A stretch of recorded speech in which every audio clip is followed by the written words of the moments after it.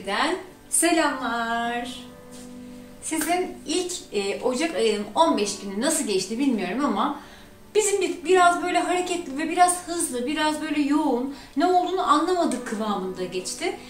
Zaten o yılbaşından sonraki karantina gününün sonunda ben direkt yılbaşı dekorlarını, süslerini toplamaya başladım ve sonraki hafta içi de ev sürekli o işlerle meşguldü. Ben de onlarla bayağı yoruldum.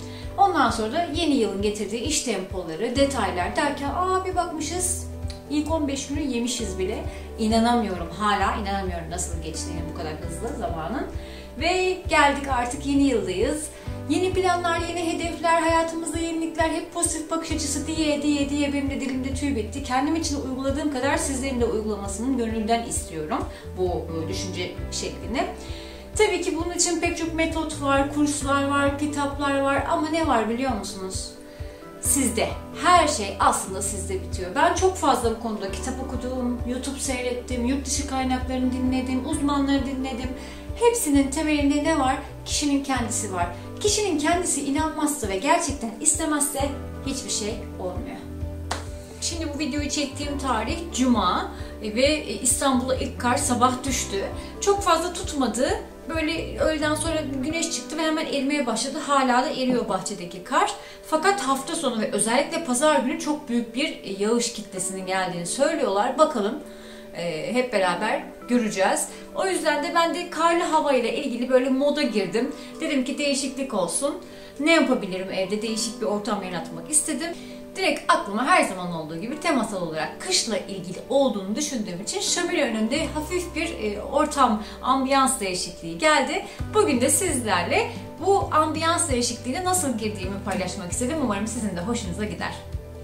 Yılbaşında yaptığım pek çok çekimden şöminenin önündeki düzeni zaten sizler de biliyorsunuz. Ne yapmak istedim? Hazır böyle güzel lapa lapa kar yağacak, şömineyi yakacağız, çıtır çıtır. Önünde öyle sandalyeye, masaya tıkılmak yerine bir tık daha böyle esrarengiz bir ambiyans yaratmak istedim.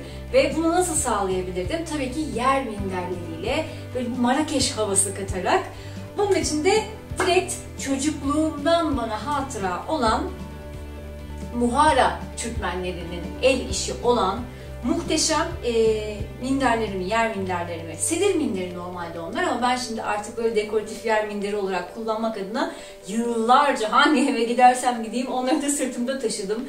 Asla onlardan vazgeçmedim. Baba evinden geliyor bu minderler. Onlarla böyle bir alan dekore etmek istedim. Uzatmayalım, hemen detaylara geçelim. El dokuması bizim geleneksel sanat ve tarihimizde, kültür mirasımızda çok önemli bir yere sahip. Bu desende Buhara Türkmenlerinin elinden çıkan, normalde Afgan halısı olarak da tabir ediliyor fakat değil, kesinlikle Buhara'da zamanında yaşamış olan Türklerden kalma bir gelenek üzerine dokunan el dokuması bir motif. Bazı İç mimari projelerde, çok yüksek iç mimari projelerde özel halılarını da belki yer yer dergilerde görmüşsünüzdür. Bunlar da benim çocukluğumda baba evimde bir odada özel bir sedir bölümü yapılmış zamanında. Orada kullanılmış minderlerdi. Tabii ki yıllar içerisinde bu adetler, bu gelenekler değişiyor. Tabii ki mimari yapının kendisine göre değişen özellikler. Ben bir köşkte doğdum, büyüdüm. Onun yapısında böyle geleneksel motiflere yer veriliyordu. Şimdi modern evlerdeyiz. Tabii ki gene zevklere ve isteklere göre bu uygulanabilir bir şekilde fakat artık o kadar sedir tarzı, şark köşesi gibi dekoratif öğelere girişemiyoruz. Ben de bu hatıraları hayatımda devam ettirmek amaçlı böyle gördüğüm zaman çocukluğumu ve fotoğrafları, tabii ben bunların olduğu döneme yetişemedim ama ben doğduğum zaman o dekorasyon değiştirilmişti. En azından fotoğraflarda ben onlarla varım. Şimdi bir tanesini ekleyeceğim size de ekrana. O dönemleri anımsıyorum ve çok mutlu oluyorum. Şömine köşesinde de bunlarla iyi bir atmosfer yaratabilirim diye düşündüm. Böyle Fas, Marrakeş tarzı bir ambiyans, bir ahenk yaratırız dedim ve işe koyuldum. Minderlerimi gelişigüzel şöminenin önüne dizdim. Oturduğunuz zaman yere değmeden böyle pofuduk pofuduk rahatça uzanabileceğiniz, o havayı yakalayabileceğinize inandığınız bir alan yaratmak işte bu şekilde oluyor. Çok keyifli. Birazdan size ben bütün bunların dekoratif son montajını da vereceğim. O zaman ne demek istediğimi anlayacaksınız. Akşama da şömineyi yakacağım ve hayalini kurduğum o karlı akşam, kış akşamında ortam ambiyansını size yansıtmaya çalışacağım. Elimden geldiğince sırf bu ambiyansa dahil olsun diye dün kendim oturdum. Hali hazırda bende mevcut olan kırmızı cam mumluklar vardı. Onları böyle siyah, gümüş ve kırmızı taşlarla süsleyip bu minderlerle ve ambiyanslarla uyum içerisinde mumluklar olsun istedim. Öyle kafama esiyor bir anda. Her şeyi birbirine uydurmak istiyorum ve elimden ne geliyorsa yapıyorum. Akşam onlar da yanınca çok güzel olacak, inanıyorum buna. Burada yine aileden kalma bir pirinç, güzel bir fenerimiz var. Onun da içinde güzel mum yanacak.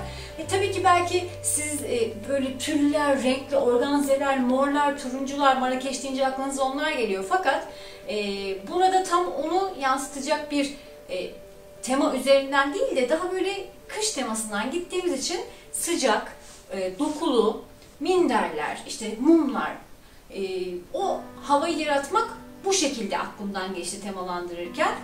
Çok büyük fas fenerleriniz varsa onları da bir kenara koyabilirsiniz. Hani bu pirinç kenarları, içleri içli fenerler, onları da dahil edebilirsiniz.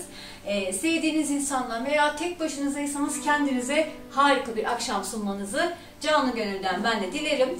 Size bütün dekoratif detaylı çekimleri şimdi vereceğim. Umarım hoşunuza gitmiştir. Sonraki videoda tekrar görüşmek üzere. Kendinize çok iyi bakınız. Hoşça kalınız.